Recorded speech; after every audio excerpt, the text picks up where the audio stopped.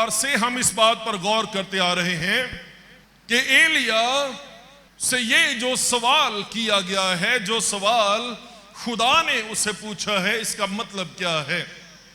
हम इस सवाल को एक्सपाउंड कर रहे हैं और मुख्तलिफ एंगल से, मुख्तलिफ जावियों से हम इस सवाल का जवाब दरियाफ्त करने की कोशिश कर रहे हैं। ये सवाल जो है ये एलिया से तो है ही, लेकिन क्या ये सवाल जो है ये आज हमसे भी है? क्या ये सवाल बनी नौ इंसान के हर शख्स से है? और ये सवाल कि तू यहां क्या करता है, ये सवाल जो है महज एलिया से नहीं है। मेरा ईमान है कि ये सवाल 2021 में हम में से हर एक से, दुनिया के हर एक शख्स से ये सवाल है। उसके जवाब में एलिया खुदा को ये बताता है, मुझे खुदावंद लश्करों के खुदा के लिए बड़ी गैरत आई। ये उसका जवाब है। और जितना उसका जवाब है उसमें जो मरकजी ख्याल है वो ये है कि मुझे खुदावंद लश्करों के खुदा के लिए बड़ी गैरत आई। इस सवाल और इस जवाब के तनाजर में, इसके कॉन्टेक्स्ट में एक और पहलू से इस बात को देखें। एलिया के खानदान के बारे में, एलिया नबी के बचपन के बारे में, एलिया नबी के हालात के बारे में हम कुछ नहीं जानते। एलिया की बुलाहट कैसे हुई, उसने खुदावंद की बरकत और उसके फजल को कैसे पहचाना, हम कुछ नहीं जानते। 17वां बाब हमें अखीब बादशाह के बारे में बताता है और उसके महल के बारे में, उसके दरबार के बारे में बताता है, और फौरन ही साथ ही एलिया के बारे में, एलिया हिस्ट्री में, तारीख में एकदम से सामने आकर वो ये फरमाता है कि खुदावंद इस्राएल का खुदा जिसकी याद की कसम जिसके सामने मैं खड़ा हूं। अगर आप इसके कॉन्टेक्स्ट को पढ़ें तो आपको एहसास होगा बनी इस्राएल के तारीख तरीन दौर में एलिया जिंदगी गुजार रहा था।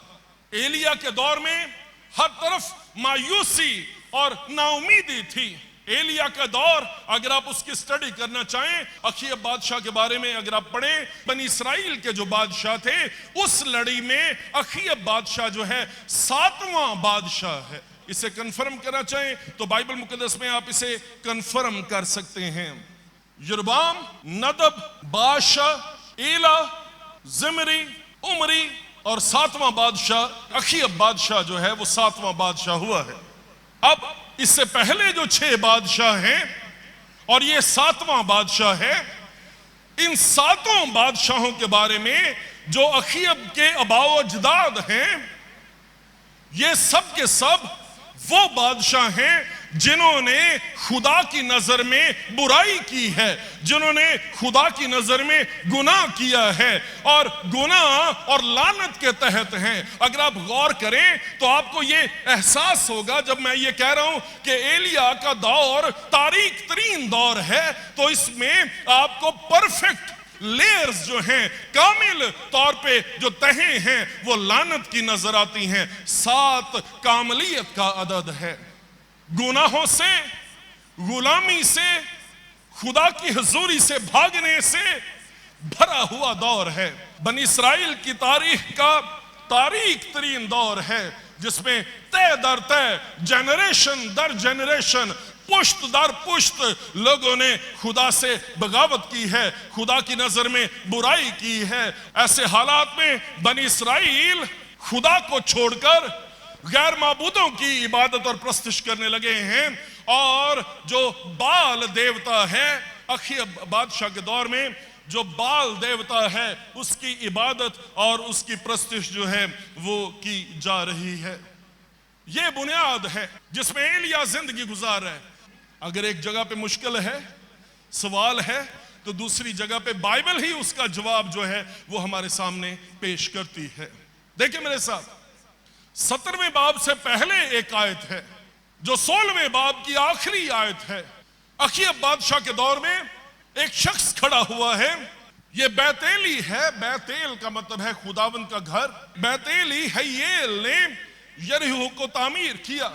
जब उसने उसकी बुनियाद डाली तो उसका पहलौठा बेटा अब्राम मरा, और जब उसके फाटक लगाए तो उसका सबसे छोटा बेटा सजूब मर गया।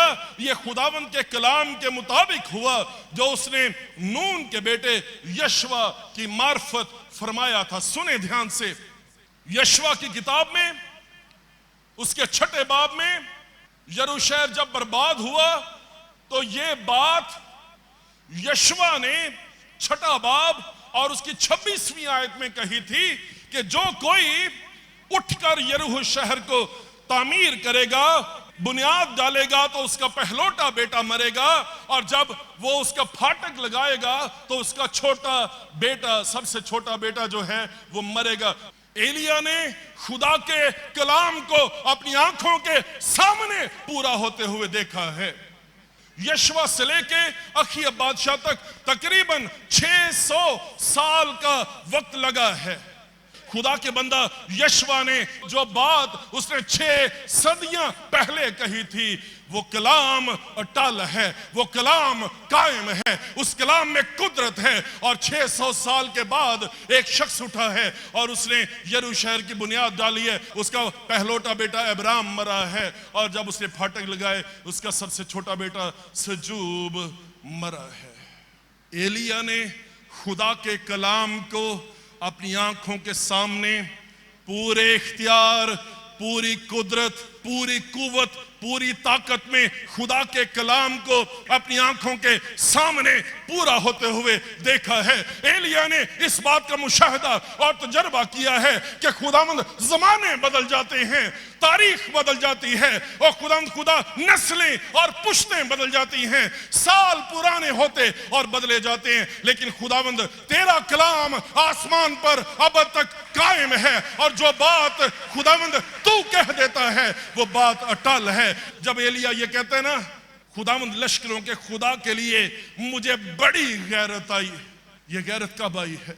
जब उसने देखा है कि ज़माने पोशाक की मानिद पुराने हो जाते और बदले जाते हैं, लोग तब्दील होते हैं, साल पे साल तब्दील होते चले जाते हैं, बादशाह आते और चले जाते हैं, लोग पैदा होते, जिंदगी गुजारते और फना हो जाते हैं।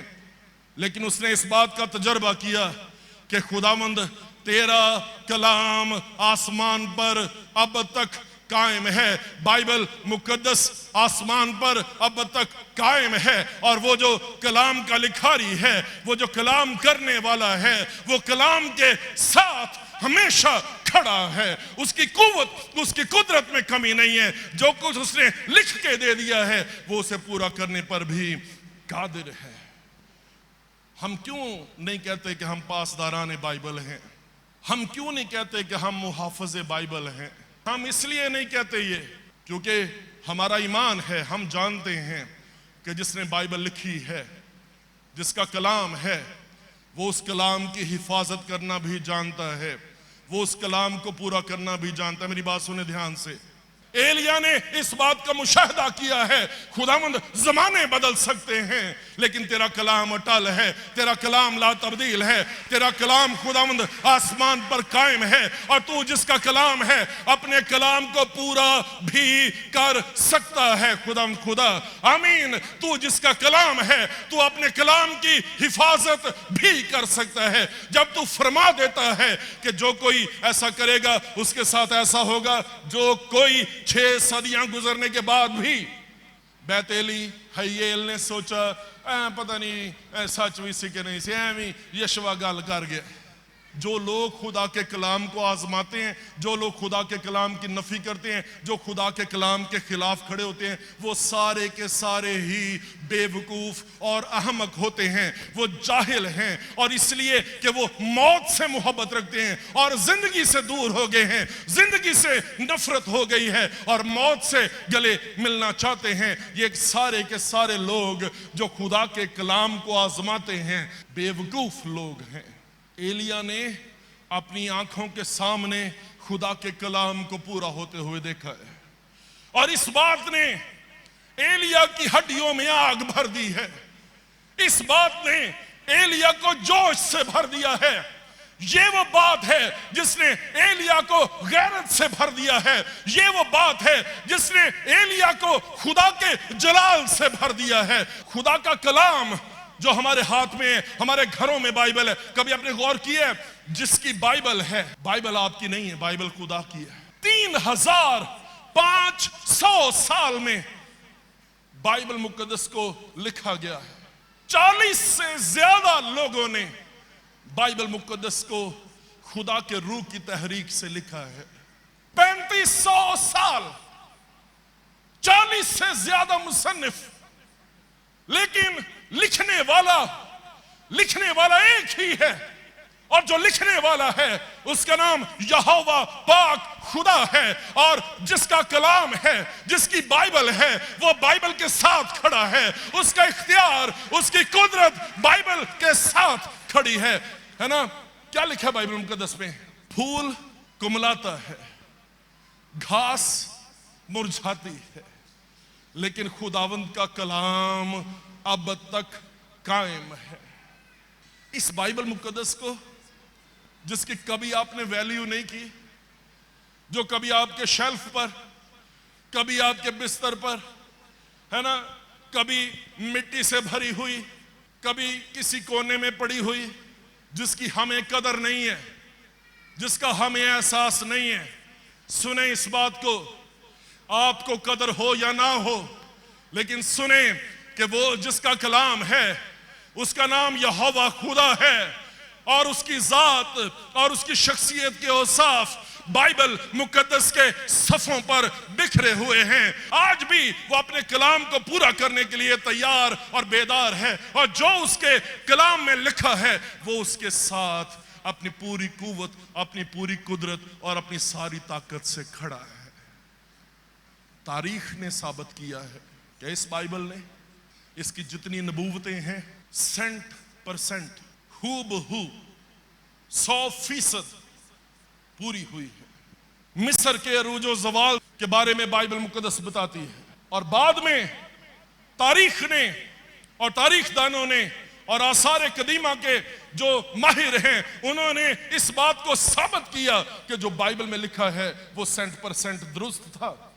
मिस्र के बारे में, उसके अरूजो ज़वाल के बारे में एक एक बात बाइबल मुकद्दस में पहले से सैकड़ों साल पहले बाइबल में लिखी गई। और वैसा ही हुआ 250 साल पहले असूर के बारे में जो खुदा ने कलाम किया था, यर्मिया नबी की मार्फत खुदावंद ने उस कलाम को पूरा किया। असूर के अरूजो ज़वाल के बारे में, जो कुछ इसराइल के बारे में, उनके गुनाह और उनकी गुलामी के बारे में खुदा ने फरमाया, उसे 601 कबल अज़ मसीह में उसे पूरा किया। खुदा ने यर्मिया की बाबत फरमाया कि इसराइल 70 साल तक सीरी में जाएगा। खुदा ने एक एक बात को पूरा किया। बाबल के बारे में खुदा ने उसकी हुकूमत के बारे में जो कुछ फरमाया था, नबूकदनेस्सर बादशाह और बेलशस्सर बादशाह के बारे में जो कुछ फरमाया था, उसे 100% खुदा ने पूरा किया। जो खुदा ने मादियों और फारसियों के बारे में दानियल नबी की मार्फत नबूवत के जरिए से बताया था, खुदा ने उसे हूबहू पूरा किया। यूनान के बारे में, अलेक्जेंडर द ग्रेट के बारे में जब बताया था, खुदा ने उसे हूबहू पूरा किया। यूनान के बाद जो रोम के बारे में, रोम की हुकूमत के बारे में खुदा ने बताया था, खुदा ने उसे 100%, उसे हूबहू एग्जैक्टली उसी तरह से खुदा ने पूरा किया।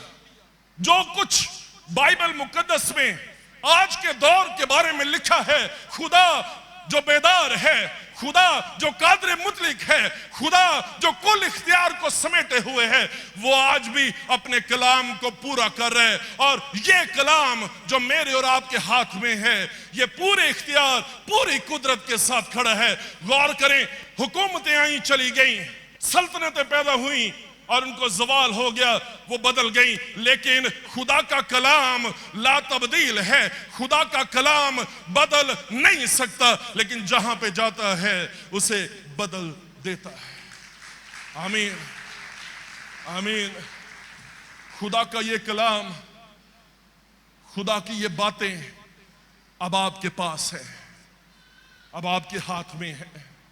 जिस बात के बारे में सोच रहे हैं वो ये, खुदा का ये कलाम इसने आपको बदला है कि नहीं बदला, इस बात के बारे में सोचें। बाइबल मुकद्दस को पढ़ें, पतरस का दूसरा खत, उसका पहला बाब और उसकी 19वीं आयत।